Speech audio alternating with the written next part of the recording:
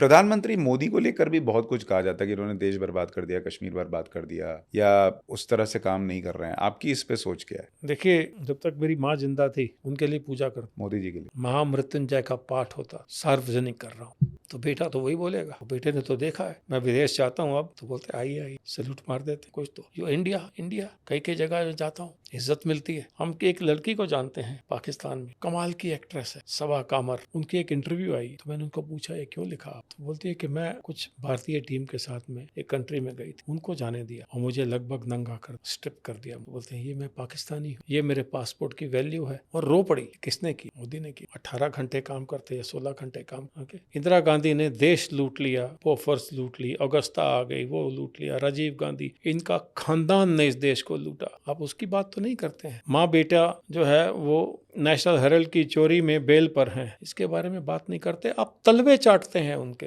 तो ये कहा है कि और जिस आदमी ने आपके लिए सब कुछ निछावर कर दिया, आप उसको बोलते हैं कि ये गलत कर रहे हैं या उनके बारे में गलत बोलते हैं। देखिए, मैं मानता हूं कि कुछ गलतियां करते होंगे, नहीं करें तो भगवान कहलाएंगे ना। आप अपने अंदर तो झांक के देखिए कि क्या क्या करते हैं, कैसे कैसे कुकर्म करते हैं आप। मुसलमानों के साथ में जो मोदी ने किया वो कोई और नहीं कर सकता है। कोविड के समय में जो इनको इतना राशन पानी और आवास योजना, वो कोई आज तक कांग्रेस ने तो नहीं किया, यूज किया। तो जो बुजुर्ग है ना, ये पल्स समझ लेते हैं। और वो माँ जो कि 7-7 8-8 घंटे पूजा करती थी, बहुत समय पूजा करती थी, खाना खाते हुए कुछ मंत्र करते पढ़ती रहती थी। उन्हें महामृत्युंजय खुद नहीं आता था, मेरी बेटी को आता है, गुरुकुल में संस्कृत पढ़ के आई।